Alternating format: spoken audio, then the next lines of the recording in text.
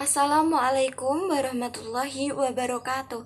Kami dari kelompok 3, kelas 3D Akuntansi Syariah akan menjelaskan materi tentang konsep sistem perekonomian Islam.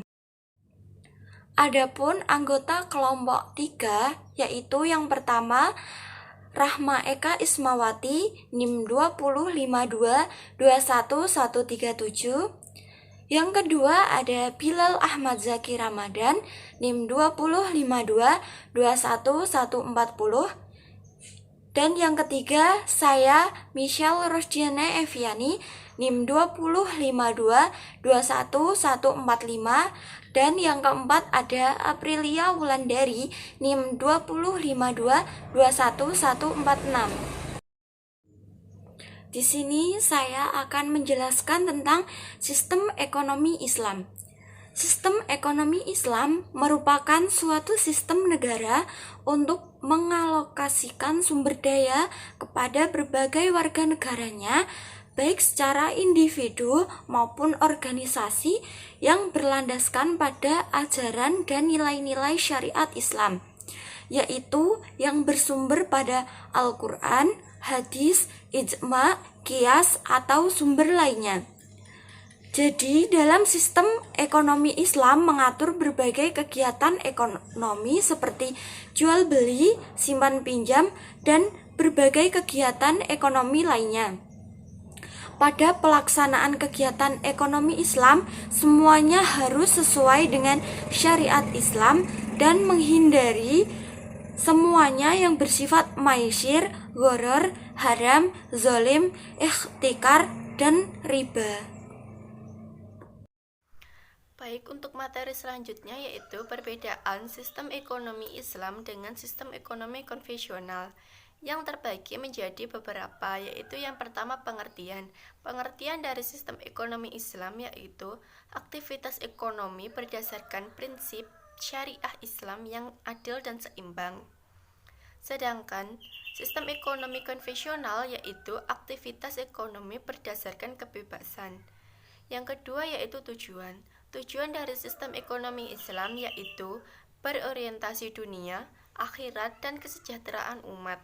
Sedangkan sistem ekonomi konvensional yaitu berorientasi dunia dan kesejahteraan umat. Sedangkan untuk sumber sistem ekonomi Islam yaitu Al-Quran dan hadis. Untuk sistem ekonomi konvensional yaitu pemikiran dan pengalaman manusia. Yang keempat yaitu kepemilikan harta.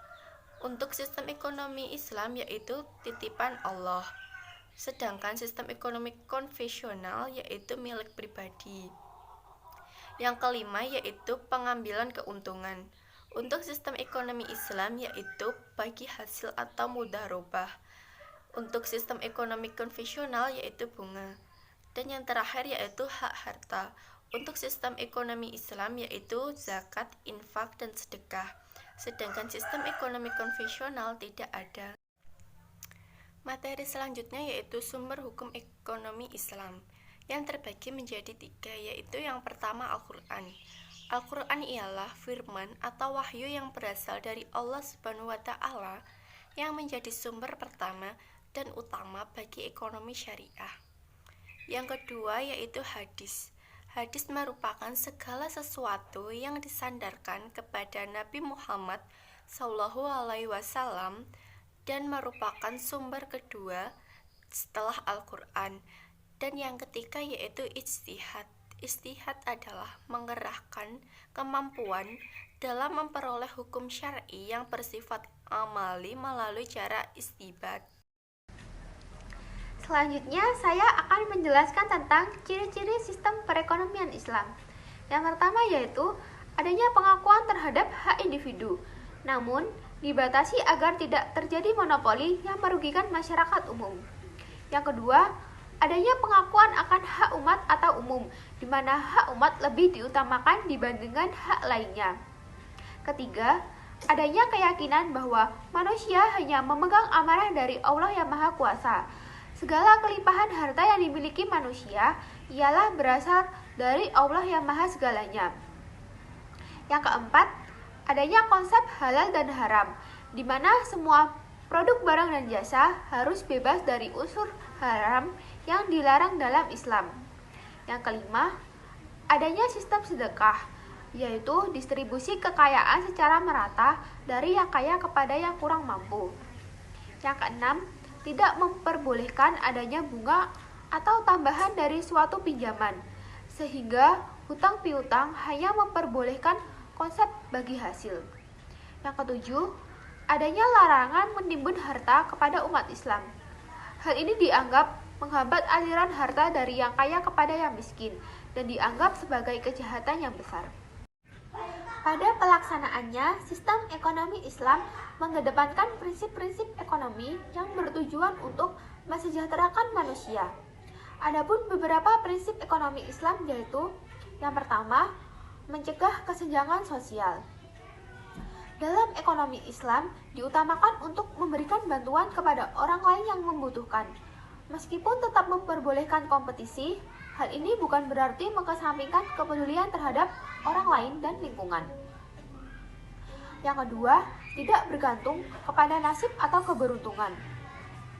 Segala yang berhubungan dengan perjudian dan mengandalkan keberuntungan adalah sesuatu yang dilarang dalam ekonomi Islam. Prinsip ekonomi Islam mengacu pada kejelasan transaksi dan tidak bergantung pada keberuntungan yang tidak jelas, apalagi sampai melalaikan kerja keras dan ikhtiar. Yang ketiga, mencari dan mengelola kekayaan alam. Dalam prinsip ekonomi Islam, setiap manusia diharuskan mencari dan mengelola sumber daya alam sebaik-baiknya. Hal ini termasuk dalam memaksimalkan hasil bumi, hubungan kerjasama dengan orang lain, dan yang lain-lainnya. Yang keempat, melarang praktik riba. Seperti yang telah disebutkan di atas, sistem ekonomi Islam melarang praktik riba dalam setiap kegiatan ekonomi, karena dianggap dapat menyengsarakan peminjam dana, khususnya mereka yang kurang mampu. Yang kelima, yaitu membuat catatan transaksi dengan jelas. Dalam ekonomi Islam, setiap transaksi yang terjadi harus dicatat dengan baik. Hal ini bertujuan untuk mencegah terjadinya konflik atau masalah di masa depan, karena adanya potensi kelalaian atau lupa. Yang keenam, mengutamakan keadilan dan keseimbangan dalam perniagaan. Dalam ekonomi Islam juga memerintahkan agar kegiatan niaga berjalan secara adil dan seimbang. Artinya, setiap melakukan transaksi, maka pembeli maupun penjual tidak boleh melakukan hal-hal yang dapat merugikan satu sama lain. Misalnya, menipu atau membohongi. Tujuan sistem ekonomi Islam. Yang pertama, yaitu pemenuhan kebutuhan dasar manusia. Yang kedua, memastikan kesamaan kesempatan bagi semua orang. Yang ketiga, mencegah terjadi pemusatan kekayaan dan meminimalkan ketimpangan distribusi pendapatan. Kemudian yang keempat, yaitu memastikan setiap orang mematuhi nilai-nilai moral.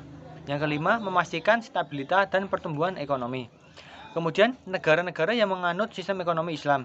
Yang pertama adalah Arab Saudi, kemudian yang kedua Malaysia, yang ketiga Uni Emirat Arab, yang keempat Kuwait, yang kelima Qatar, yang keenam Turki, yang ketujuh Indonesia, dan yang kedelapan Bahrain, dan yang terakhir adalah Pakistan. Mungkin hanya itu yang dapat saya sampaikan. Terima kasih.